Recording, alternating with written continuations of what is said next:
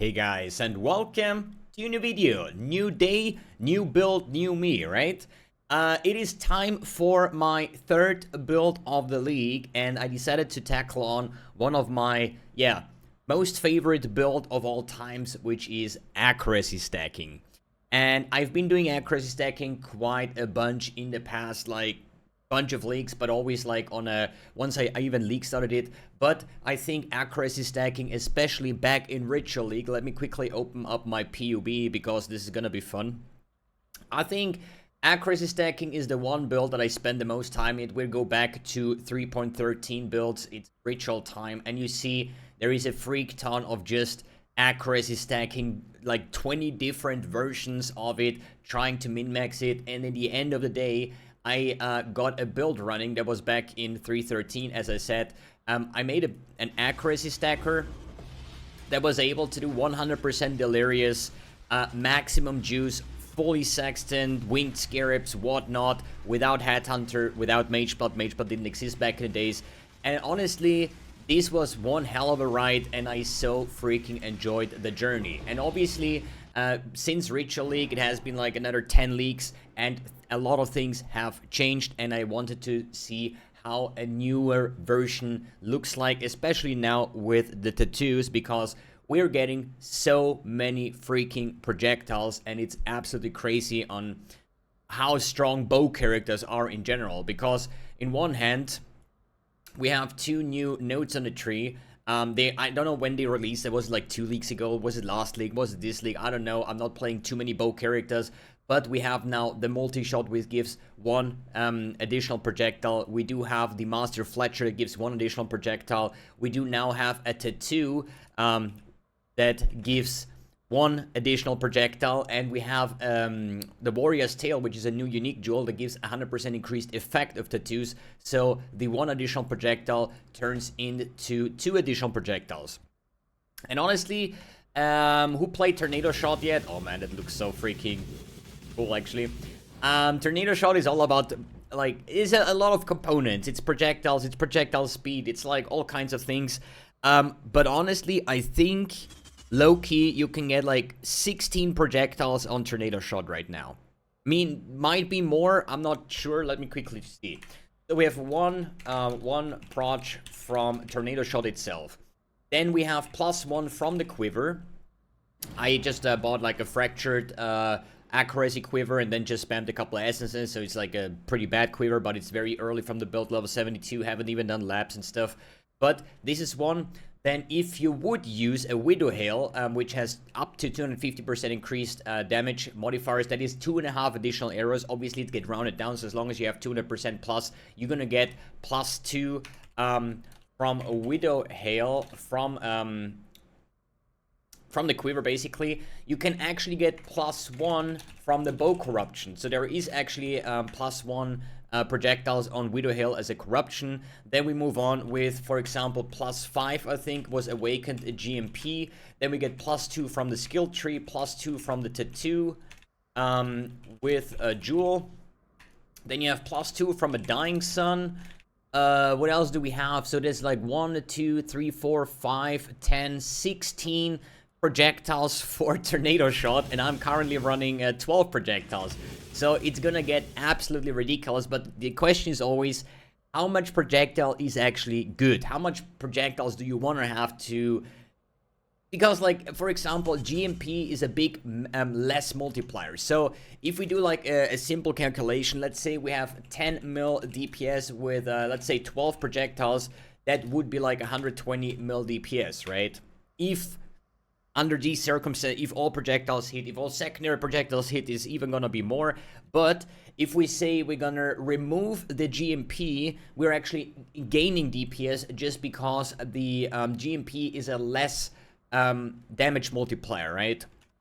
So if we say we remove that, we're probably on like 13 mil DPS, but with 8 projectiles. So that is like, let me see, this is just like pure calculation stuff. It's not like the real deal, right? This would be 104, but on a 5 link instead, right? If we would now say we take an actual damage support, for example, volatility support, the new support gem, we're actually getting up to like, I don't know, like 25 mil DPS with 8 projectiles. So that will be 200 mil DPS, you know? So, as I said, don't take these numbers for granted, but I just want to showcase more projectiles, less damage because of the GMP. We remove that fifth link, we get DPS but less projectiles, but therefore we make room for another link. So we have less projectiles overall, but every projectile deals like a ton more damage. So the question is, how much projectile is the best way to do it? And I think if we're going the route with like here a thread of hope to gain all these like additional projectiles, the pierce and whatnot, and here the tattoo with 2 additional projectiles, I think we can get away with just replacing GMP and get an actual damage multiplier support. And I think it might feel pretty darn good, especially once we add Taste of Hate, for example. Not Taste of Hate, the Dying Sun for the additional projectiles. It should be fine to have like 9 or 10 projectiles overall. But I don't think that I want to stay with Widow Hail. I think the bow is quite nice to have. It's very cheap, but I think an actual accuracy stacking bow that we're going to craft in the next couple of days with like attack damage, +1 frenzy, the projectile elder mod, for example, is going to be the better choice. But for the budget version like Widow Hail and just like additional arrow, you get like 3 arrows just from that. It's actually quite impressive. One question I want to answer right away, because not everybody knows accuracy stacking that well. Why do we stack accuracy? What is the benefit of it, and why do I play a Juggernaut? So basically it all starts with the boots that I just mentioned. The implicit 1-6 added attack lightning damage per 200 accuracy. So means we're stacking accuracy, we're gaining flat damage. Then on the next part, we have the Juggernaut Ascendancy, which is undeniable, which says increased attack speed per 150 accuracy. So we scale flat damage and attack speed. Now, we take a look at the Oscarm gloves, which say 2% increased critical strike chance per 200 accuracy. So flat damage, attack speed, critical strike chance.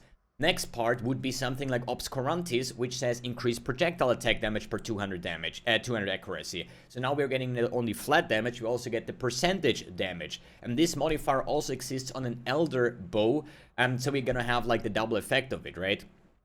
So we're gonna scale all sorts of damage by just purely stacking accuracy. The only problem with accuracy is it doesn't scale defense, and that's why I decided to go with the Juggernaut. The thing is, you could go Berserk. Like, back in the start, you were forced to play Juggernaut because you need the Undeniable. At some point, they added the Forbidden Flame Flesh Jewel, so it means you could go Berserk and steal the Undeniable node from the Juggernaut. But in the end of the day, you have like a shit ton of damage, but you're gonna have like a massive lack of survivability. So we're kind of forced to play like Mage Blood or something to get proper defense, or at least decent defense. I'm not saying about proper defense, decent defense. But this time around, I know I'm gonna have like so much damage just because of all the source of additional projectiles, which is like a damage single target multiplier for Tornado Shot, because multiple projectiles can hit the enemy. So I decided to stick with the Juggernaut and just steal something from the Berserk. And I think I currently stole the Blitz charges, means up to 40% more attack speed, which is crazy. You might think now, what about Aspect of Carnage? They are pretty much exactly the same damage, just with Aspect of Carnage, I'm taking 10% increased damage. With the Blitz charges, I don't. I lose a little bit of critical strike chance, but the higher the accuracy, you're gonna have 100% crit chance at some point anyways, based on your accuracy. So, that explains why accuracy stacking, we're gonna get hilarious amounts of attack speed. This is just the beginning of everything. I leveled this character up yesterday, as you see, still like super leveling gear, a Hinekoras, a Praxis Aura Ring, so I can actually use my Tornado Shot. So we currently on the very beginning of this build, but I still want to talk about the ideas and how everything should come together, and this is gonna be my project for the next couple of days and hopefully even weeks. I still want to do a map showcase, even though it's like a super scuffed gear. I don't even know. I'm res capped. Okay, I just bought like a pretty massive res ring, but there is no accuracy. We currently have only about like, what is it, 33k accuracy. So this is very, very beginner levels of accuracy. You can get over 100,000, meaning you're gonna deal hundreds of millions of DPS. So for the map showcase, I'm gonna run a white tier map that is a bit juiced here with the mods. Why do I run a white tier map? Yeah, obviously, I'm level 72. I have only done 2 laps. I'm not tanky at all. I haven't fixed a lot of things on this build. So I just, oops. want to just go with the just like a map showcase so you guys see how that one would look like. And one thing that is actually pretty cool when it comes to the Tornado Shot MTX. So there is these 5, I think they're all Death Notch boats, right? Yeah. So the blue one, let's actually do the black Tornado Shot, the Ebony Tornado Shot, so you see what I'm talking about. If we don't have an MTX, it's just black, right? If we take the blue one, we're actually shooting blue arrows, red arrows, black arrows, and like green or purple arrows. So this is actually really freaking cool that these quiver, at least like weapon MTXs, actually color your projectiles. And if we use like the red one with the purple Tornado Shot, or even Celestial, I think the purple one is better because it's like purple red-ish mix. We have like a freaking cool looking what is it? Microtransactions over here. But the thing is, like, Tornado Shot, pretty easy self-explanatory skill. You shoot in front of you, you have like massive amounts of projectile. And the secondary projectiles are the small ones that you see flying away. They scale with projectile speed. So I definitely want to get more projectile speed so they're actually covering the entire screen. And then based on like how many projectiles we're gonna run, we're gonna have like insane amounts of clear, insane amounts of damage, and so on and so forth. We're gonna see how we're gonna use the tattoos in the end of the day. But I want to say one thing. A lot of people said like, yo, are we gonna play accuracy stacker this league because there is an accuracy stacking tattoo? This is correct because there is like one that turns a 10%, a plus 10 dexterity node into 5% global accuracy rating, or at least increased accuracy rating. And I think this is an omega bait, okay? Because, or why is it a bait? Pretty simple. Flat dexterity gives us accuracy. Oh wow, this is Uber Boss Essence Monster. I'm not big enough to counter like Uber Essence Monsters. And by the way, I think some Essence Monsters are actually able to beat Pinnacle bosses, but that's another story. Why do I say the accuracy node is a bait? Because, as I said, a flat 10 dexterity gives you multiple things. In one hand, it gives you accuracy, because this is just what dexterity does. It gives you flat accuracy. Then, with Mage Bane, you're gonna get chance to suppress spell damage, and with the Mastery of Accuracy that I have somewhere, you're gonna get Dexterity Accuracy bonus games 3 instead of 2. So, while replacing a 10 dex node, which gives flat accuracy and spell suppression, you're gonna get % accuracy. And I think the trade-off is not really worth. I mean, it is a slight damage increase, like really like 0 point something % damage increase, so it's not really worth mentioning, but it is a damage increase. So what I think I'm gonna do is, as long as I have enough dexterity to be spell suppression capped with Mage Bane, I'm gonna spend the rest of the tattoos to gain as much as % accuracy as possible.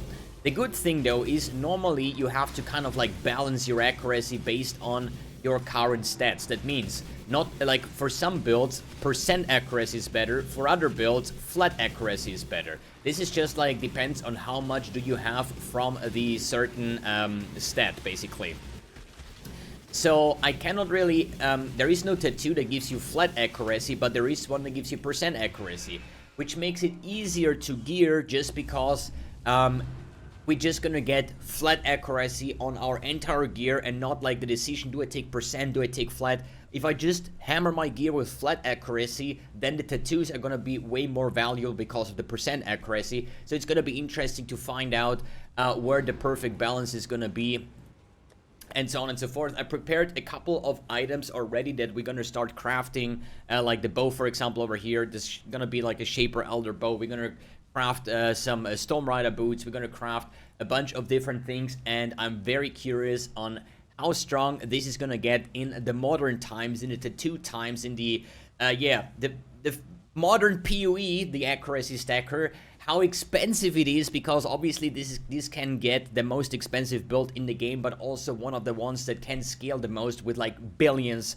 of DPS. If you want to get it at this point, then you have like a super glass cannon. But I'm just saying this, and probably the strength stacker with Original Sin that I played like in Sanctum League. I think those are the two builds that probably can have the most amount of damage, but also the most expensive. But if we say we spend like 100 or 200 divines, is he gonna be able to do all content, including Wave 30 Simulacrum, 100% Delirious, and all Uber bosses without using Headhunter or Mage Belt, because I just don't want to play with either of those two items? Or is a 200 Divines accuracy stacker in the modern times with all the additional projectiles and so on and so forth be good or just not? I'm looking forward to. It's gonna be a lot of fun, and I'm gonna take you on the journey. All right, guys, thanks for tuning in, thanks for watching, and see you on the next video.